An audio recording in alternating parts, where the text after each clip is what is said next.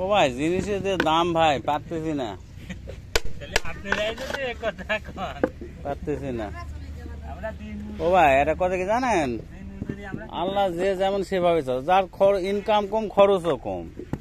ওই যে আমার বসেরা মনে করেন 1.5 লাখ টাকা বেতন পায়, ওকে তাও অভাব, ও খরচ বেশি। মনে করেন বাচ্চা পড়াচ্ছে ভালো স্কুলে, মাসে 20,000 টাকা। মনে করেন তাদের একটা বাসা ভাড়া থাকতেছে মাসে 15,000 টাকা, বাসার ভিতরে এসি, হ্যাঁ গাড়ি চড়ে ঘুরতেছে, তাহলে তো হবে জীবনযাত্রা উন্নত। আমার ক্ষমতা কম, একটা পালসার নিয়ে ঘুরি, যার ক্ষমতা আরো কম সাইকেল নিয়ে ঘোরে, এইরকম।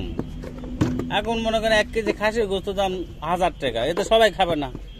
1 কেজি গরু গোস্ত 700 টাকা, ব্রয়লারের দামে হয়ে গেছে 220 টাকা। তাহলে কোন এই জন্য আল্লাহ উঁচু নিচুও করেছে, সেরকম খাদ্য ব্যবস্থাও করেছে। কেউ বিল্ডিং বাড়ি থাকবে, কেউ বেড়ার বাড়ি থাকবে, এই আর কি। এই জন্য হতাশ হওয়ার কিছু নাই,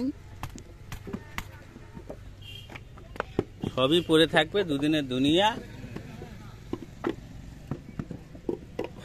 এই যে পার্কের মালিক, আমি গল্প শুনি আগে নাকি চালের ব্যবসা করতো মজ্জেম সাহেব, হ্যাঁ আগে নাকি চাল মানলে বাজার টাজার এদিক সেদিক সাইকেল নিয়ে, সেই মালিক এখন দেখেন হিসাব করেন কত কোটি টাকার মালিক, বাবা গো বাবা।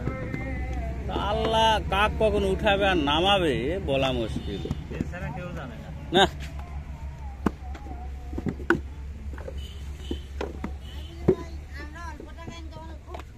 এ ভাই আমি এটা, এই যে দেখেন আমার ভুঁড়িটা দেখছেন, এই যে খালি বসে থাকে থাকে, কাজ নাই তো, কাজ করাও পায় না, হাঁপিয়ে উঠি। আল্লাহ দিলে আপনার শরীরটাও ভালো আছে, রোগ ব্যাধিও কম। আপনি হিসাব করে দেখবেন, কিডনি, হার্ট, স্ট্রোক, ডায়াবেটিস ওই বসে থাকা বড় বড় লোকেরই হয়। আপনাদের লেভেলের লোক এত জটিল লোক হয় না, আপনাদের টেনশনও নাই, কাজ করলেন, খালেন, ঘুমে পড়লেন। আর যার যত স্যার ঘুম নাই, টেনশন। এই জন্য আল্লাহ তো বলছে গরিবের যত, যার যত সম্পদ কম হিসাব কম। সবাই তো ওই মাটির নিচে যাবে। সামান্য একটু কয়েকদিনের মোহ।